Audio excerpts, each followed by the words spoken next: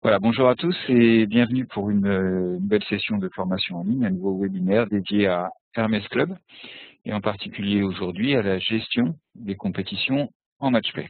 Donc il s'agira une nouvelle fois de traiter du module de compétition d'Hermès qui est un des modules les plus utilisés et on va travailler directement sur l'exemple en parcourant des exemples de compétitions en matchplay, que ce soit des compétitions en matchplay simples en brut, ou matchplay par équipe, ou du matchplay en net. Et on verra également comment on peut traiter des tableaux de qualification directement dans le logiciel Hermès.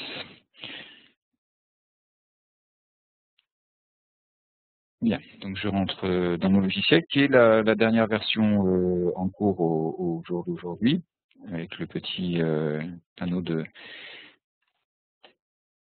d'informations à l'ouverture. Et j'arrive dans ma liste de compétition, la liste que vous connaissez. Mais évidemment, pour le cours d'aujourd'hui, je suppose que vous maîtrisez déjà un minimum la gestion de compétition dans le logiciel Hermès. Donc, vous avez votre liste de compétition à l'écran.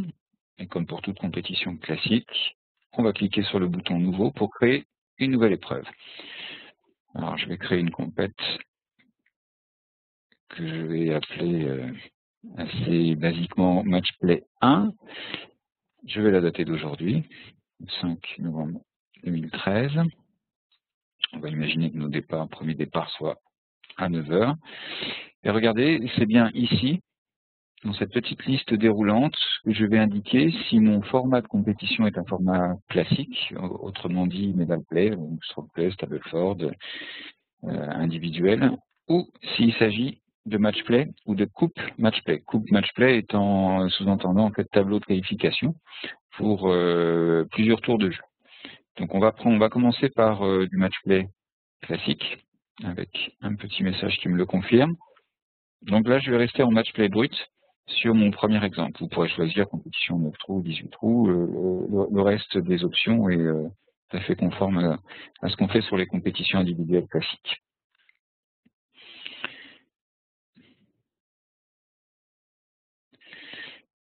Bien voilà, ma compétition est créée. Je suis dans le module, dans la partie paramètres détaillés que l'on connaît. Je vais aller dans la partie choix du terrain, donc ça j'insisterai jamais assez. N'oubliez pas de passer systématiquement sur cette partie-là pour bien choisir le terrain qui va réellement être utilisé dans la compétition. Surtout si vous êtes dans un club qui possède plusieurs combinaisons de terrain, plutôt que de laisser plusieurs terrains dans une compétition alors qu'un seul est utilisé.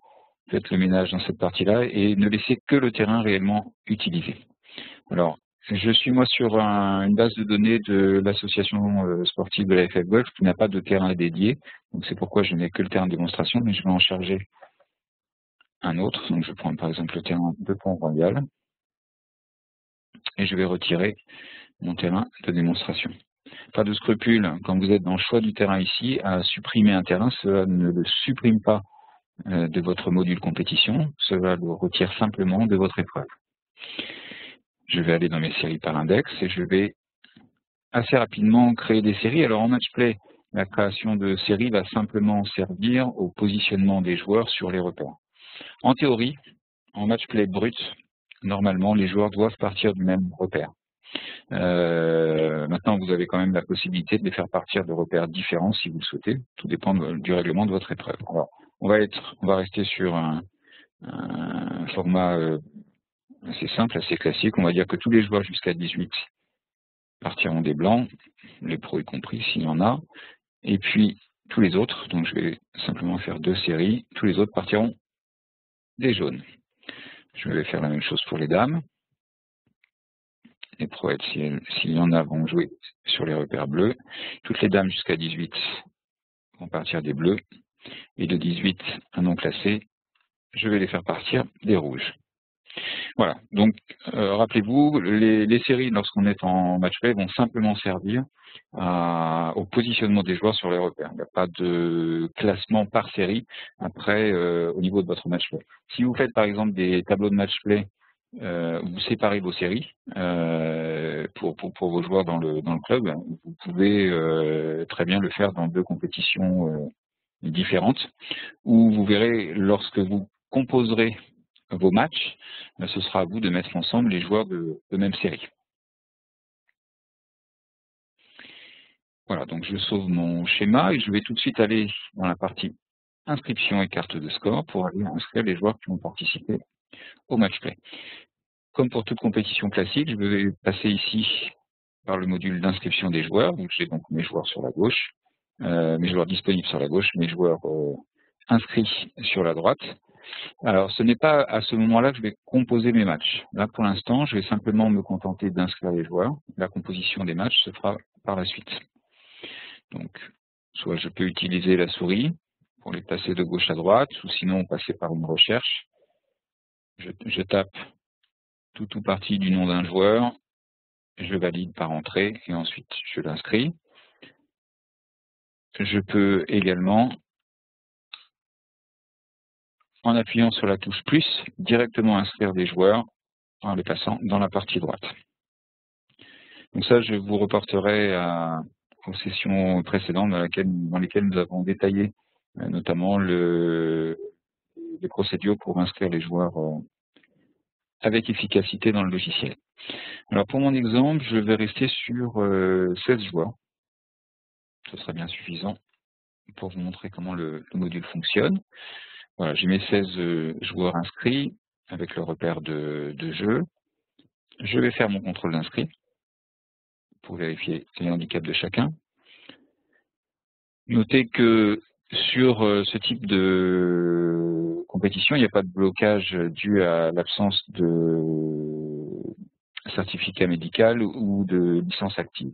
Comme la compétition ne compte pas pour le handicap en match play, vous n'aurez pas de ligne en rouge ou de joueur avec une carte de sport indiquée licence non active ou certificat médical non valide. Alors je vais passer dans la partie qui nous intéresse en l'occurrence, la partie match play, ici. C'est dans ce module que je vais constituer mes matchs. En cliquant sur le petit crayon en haut de l'écran, je vais accéder à mon module d'assistance à la création de matchs, qui est assez simple à utiliser. Vous avez en fait vos joueurs disponibles en bas, et à la souris, vous allez donc les placer dans le tableau qui est au-dessus, en déplaçant simplement le joueur, et vous allez composer vos équipes. Au fur et à mesure que vous placez vos joueurs, ceux-ci disparaissent de la liste du bas, ce qui fait que vous ne pouvez pas risquer de positionner 2 fois le même joueur dans vos matchs. Alors vous pouvez les placer aussi bien directement sur la gauche, sur la droite, ou même permuter les joueurs pour composer vos matchs.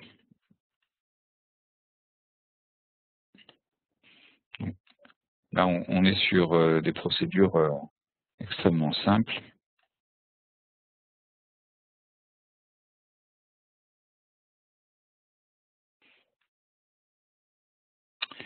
Voilà, mes parties sont composées.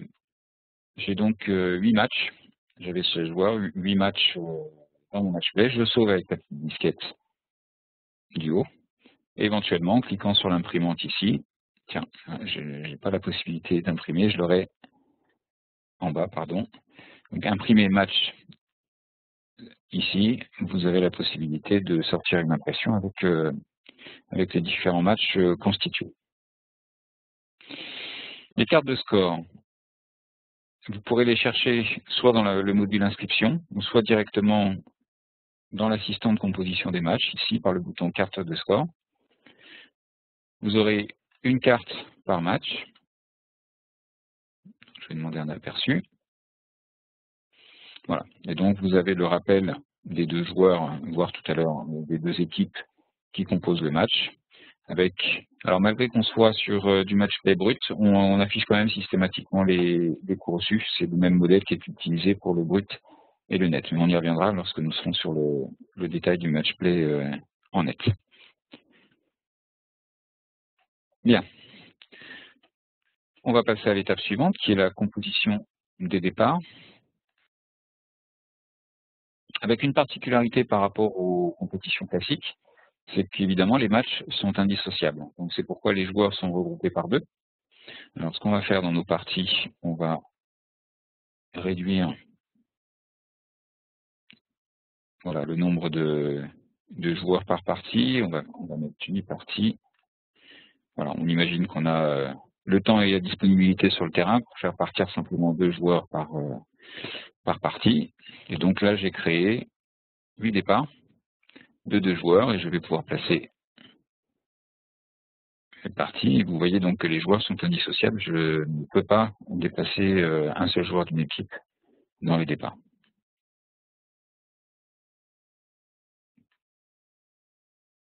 Voilà. Je sauve mes départs, que je retrouve de manière assez classique dans cet écran que vous connaissez. Je peux évidemment imprimer mes départs. Je peux également les publier sur le site web de la fédération en cliquant ici sur le petit coq et liste de départ en cliquant sur transfert ici. Alors l'étape suivante sera, après avoir remis les cartes de score, le retour des résultats et on va passer dans la partie saisie des scores. Alors la saisie des scores, évidemment, les équipes sont présentées de manière indissociable avec le premier joueur et le second joueur du match. Pour saisir le score, on se met toujours du point de vue du premier joueur du match. Donc le joueur flip ici. Lorsque je vais aller saisir son score, donc je clique sur le petit crayon pour pouvoir saisir le score, je vais indiquer 3 scores possibles. Soit sur le trou numéro 1, mon premier joueur gagne le trou, et je tape un plus. Et vous voyez ici que mon joueur est one up. Soit ce joueur perd le trou, et je vais noter un moins, le signe moins. Donc là, par exemple, dans ma partie, le premier joueur, donc Flip, a gagné le premier trou, et il a perdu le second. Julien a gagné le second trou, et donc les joueurs se retrouvent all square, donc score partagé. Et au fur et à mesure du score, donc je vais noter des plus et des moins. Lorsque le score est partagé, halved en anglais, je vais noter un H. Donc score identique, trou partagé, je vais noter un H. On peut éventuellement aussi noter un 0 ou un vide et passer au trou suivant, ce qui reviendra au même dans le calcul. Donc là, pour l'instant, mon joueur, le premier joueur du match, est toujours one-up, mais la partie n'est pas encore terminée. Donc je vais aller un peu plus loin.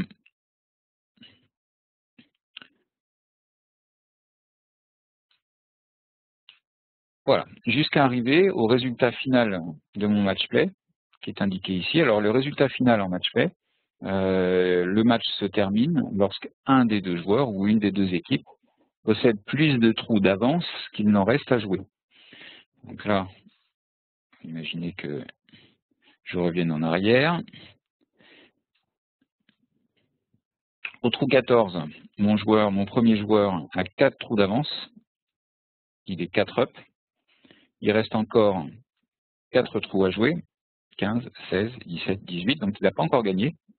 On va dire que pour l'instant, il ne peut pas perdre, puisque même si l'autre joueur gagne les 4 trous restants, il ne pourra qu'être rejoint au 18. Éventuellement, derrière, si le règlement le prévoit, on pourra aller jouer des trous de play-off.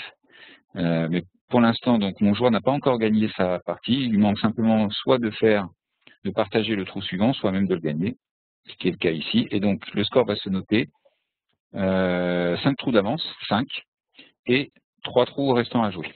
Donc ça se termine sur le score de 5 et 3. Je sauvegarde mon résultat. Touche F3, vous connaissez, dans la saisie de score, je vais aller appeler un autre match, et je vais saisir également un score, pourquoi pas. Alors là, on va imaginer le score extrême, c'est-à-dire que le premier joueur gagne tous les trous, et la partie se termine par 10 et 8. Alors vous avez la possibilité en bas de désigner un vainqueur par playoff. Alors, comment les choses vont se passer? Je vais appeler une autre partie. Voilà, Eric contre Barbara. Alors, on peut imaginer donc que la partie soit partagée. On va mettre... Voilà, les 2 joueurs se séparent au 18 sur un score en parfaite égalité. Sur All Square, la partie est partagée. Vous pourrez désigner, après playoff, soit le joueur 1 vainqueur, soit le joueur 2. On va mettre le joueur 1 par exemple, et vous mettrez à côté un commentaire, vainqueur au 20e trou par exemple. Et on sauve. Donc ça, nous le retrouverons dans la partie résultat où vous aurez le texte de votre commentaire pour la désignation du vainqueur. Alors je vais saisir encore une ou deux parties, en vous montrant maintenant une autre possibilité. La possibilité ici de saisir le score en notant directement le nombre de coups faits sur chaque trou. Notez un score par joueur. Donc on dirait la façon la plus rapide de saisir un résultat de match play, ce sera quand même de noter qui a gagné chaque trou, mais vous pourrez le faire en notant le score. Et dans ce cas-là, ça se fera en tapant le score directement, 3, 4.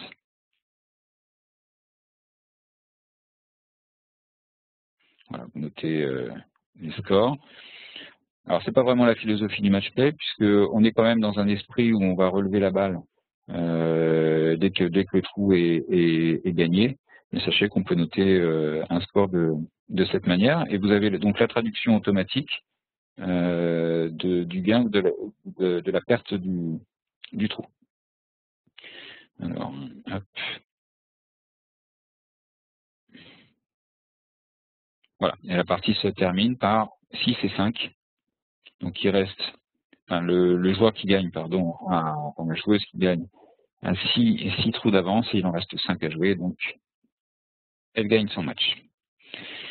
Alors, pour terminer la compétition, dans la partie résultats, classement et prix, vous allez avoir vos résultats qui seront indiqués avec vos vainqueurs, avec une petite mention W pour winner sur les parties, sur les matchs qui se sont joués en play-off, ou en tout cas sur lesquels vous avez désigné un vainqueur en cochant la petite case que j'ai montrée tout à l'heure et en reprenant votre commentaire. L'impression des résultats va vous permettre d'afficher ces résultats, donc de les imprimer, de les afficher au mur. Alors j'en profite pour vous montrer. Donc ça c'est un point qu'on doit améliorer. On n'a pas fait attention sur la dernière version, mais on a perdu la mise en gras du joueur vainqueur. Donc ça, faites attention si vous utilisez cette impression-là par défaut, en attendant qu'on corrige, vous serez sans doute obligé de stabiloter le joueur vainqueur, parce que normalement ça devait être affiché en gras, mais ça n'est plus. Donc on fera la correction assez rapidement. Mais en attendant, vous serez obligé de mettre un coup de stabilo pour désigner le vainqueur des matchs, pour que ce soit visible sur vos impressions. Donc voilà pour le match play simple, brut, classique. Donc ce qu'il faut retenir surtout, c'est dans la partie saisie des scores. Ici, les 3 notations utilisées pour saisir le résultat d'un trou, c'est donc plus si le premier joueur gagne le trou, moins si le premier joueur perd le trou, et un H si le trou est partagé. Alors, on va passer maintenant au match play en mode coupe match play.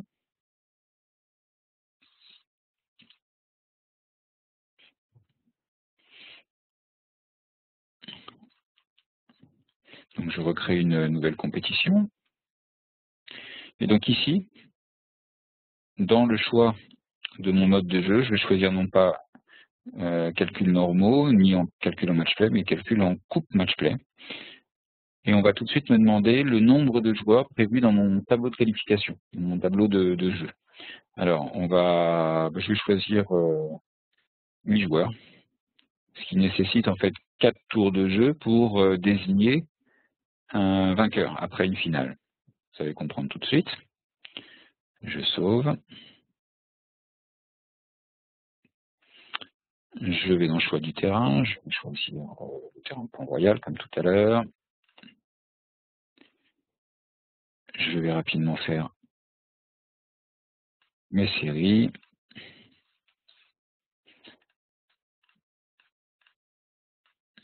Voilà, blancs, les jaunes, et pour les dames,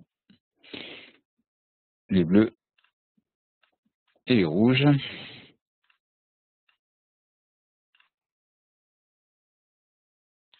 Donc ceci, je vous le rappelle, uniquement pour le placement des joueurs sur les repères. Alors je vais passer aux inscriptions, je vais choisir mes 8 joueurs. Inscription. Voilà, 8 joueurs. Vous avez toujours le nombre de joueurs inscrits en bas. Hein. J'ai parfois la question qui m'est posée, mais c'est systématiquement noté en bas, même si c'est un peu petit. Vous savez exactement combien de joueurs sont inscrits dans votre compétition. Un contrôle d'inscrit rapide.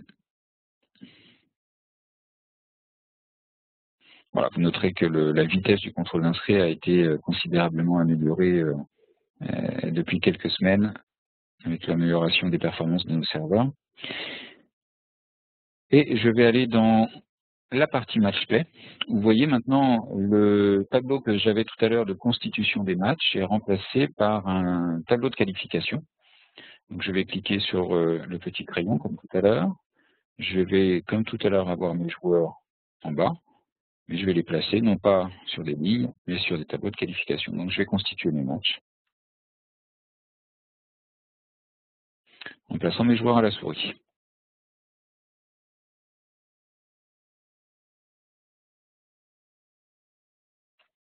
Voilà, je sauve. Donc mes parties sont constituées. Vous allez voir que dans la liste des départs, mes matchs sont constitués et sont indissociables. Donc je peux, alors je vais cette fois-ci, je vais décider de mettre 2 matchs par départ, pourquoi pas.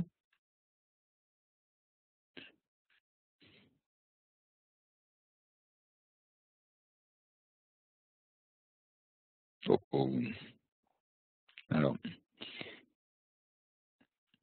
petit bug en direct. Je vais être obligé de relancer le module. Alors ça m'est déjà arrivé.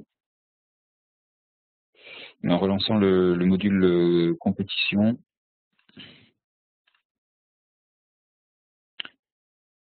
j'ai quand même mes départs de sauver. Donc je soupçonne qu'il y ait une conséquence au choix de demander le tri des joueurs dans les parties ou non quand on valide la liste des départs.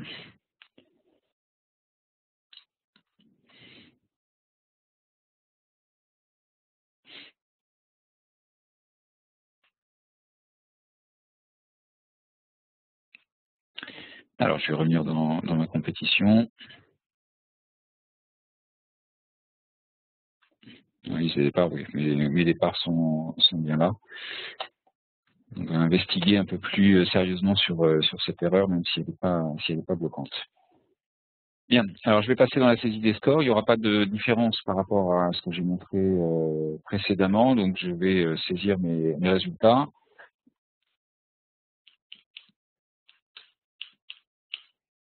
Voilà. Alors, ce match-là se gagne par 4 et 3. Donc, 4 trous d'avance et 3 trous à jouer.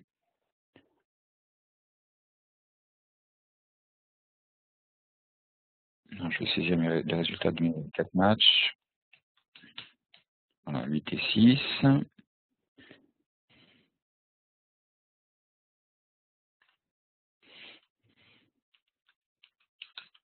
7 et 6.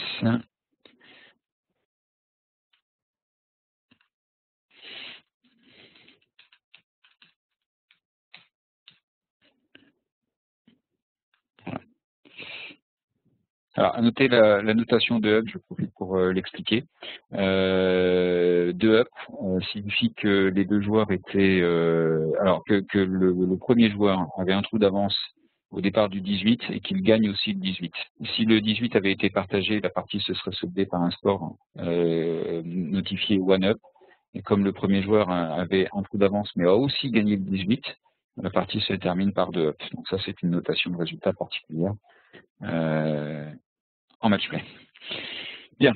Donc mes résultats sont notés. Si je vais dans mon tableau de match play, donc je retrouve mes matchs tels que je les ai constitués pour le premier tour. Et regardez ici, donc je vais passer dans le tour 2. Vous Voilà, et j'ai automatiquement dans le tour 2 mes vainqueurs de chaque match qui se retrouvent eux-mêmes en match.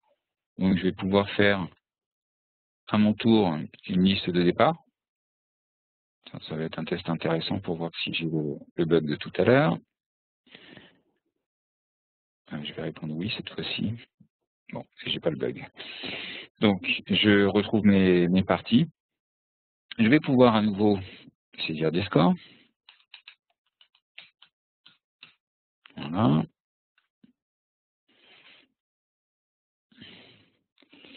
Donc, il va falloir que je retrouve l'autre match. C'était donc De Bagnolo contre Venturoute et Remax Pandic. De Bagnolo et Remax. Voilà.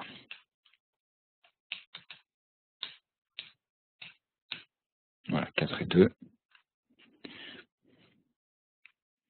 Voilà, donc si je passe au tour suivant, logiquement, dans la partie match play, je dois retrouver mes deux finalistes. Et donc, ma partie va se jouer au dernier tour par la finale, je vais saisir les scores de ma finale et après avoir mon vainqueur désigné. Donc, vous pourrez gérer vos tableaux de match play de cette manière. Alors, je ne suis pas allé jusqu'à tester les extrêmes sur le nombre de joueurs qu'on peut indiquer, mais de mémoire, je crois qu'on peut aller jusqu'à 64 joueurs. Je vous laisserai le soin de regarder ça si toutefois vous avez ce genre de compétition à gérer. Alors, on va passer maintenant dans la partie compétition, match play et équipe, en créant une nouvelle épreuve. Et je terminerai ma présentation par quelques explications sur le match play en net et notamment le calcul des coûts reçus. Alors, on va faire un match play en foursome.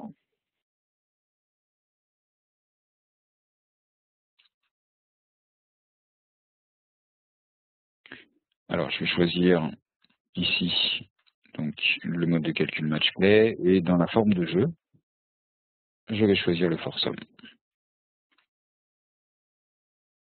Il n'y aura pas de grosse différence avec les démonstrations précédentes.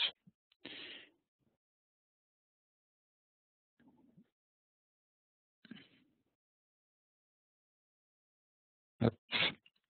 Je vous ferai grâce de la constitution des séries. On va aller dans la partie inscription carte de score. Donc la différence, mais ça elle est due au choix d'un mode équipe, d'une formule foursome par rapport à l'individuel, c'est qu'on peut inscrire les joueurs directement par équipe. Alors je vais voilà, j'ai inscrit 16 joueurs en fait, donc qui sont regroupés en 8 équipes. Et quand je vais aller dans la rubrique match play ici, je vais donc avoir 4 matchs à préparer.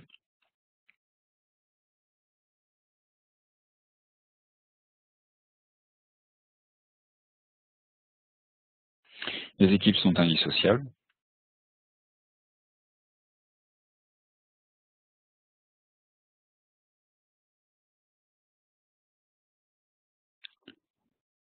Lorsque je suis dans les départs, mes matchs sont indissociables. Vous voyez donc que j'ai directement 4 joueurs qui se déplacent dans les parties.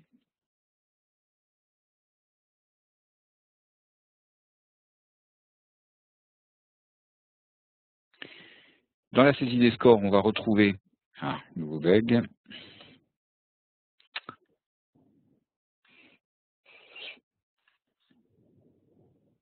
Alors, dans la saisie des scores, tiens, alors là, je vais peut-être pas m'en sortir avec celui-là.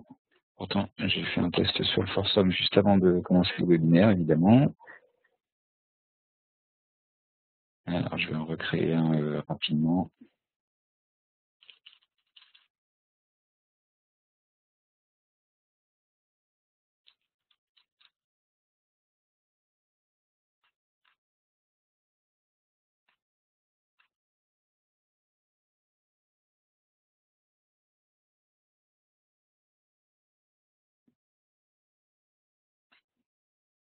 simplement pour vous montrer la saisie des scores.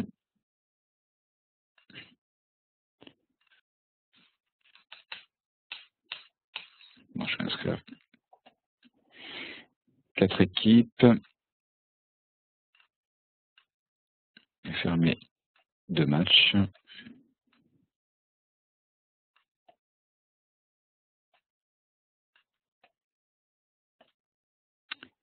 Voilà, et vous montrer directement la saisie des scores. Donc, particularité de la saisie des scores lorsqu'on est en match play en équipe, les équipes sont déjà constituées.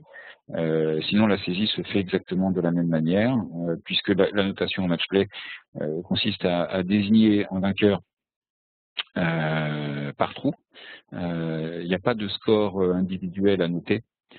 Donc, si par exemple là on est sur du foursome. Voilà, ça se termine sur 6 et 5. On est sur du foursome, donc on note, on a de toute façon un seul score par équipe, on va dire, la balle est partagée. Si on était en 4 balles, donc ce sera donc le meilleur score de chaque équipe qui sera confrontée quand on est en brut, mais on restera quand même sur une notation avec des plus, des moins ou des trous partagés avec la notation H. Voilà. Donc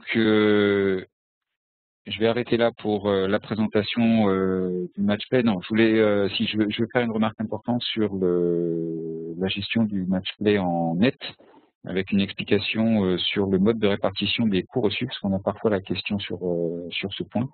Alors pour ça, je vais reprendre, je crois que j'avais une ancienne compétition archivée. Je crois que c'était celle-ci, Match Planet. Voilà. Alors j'ai sur cette compétition un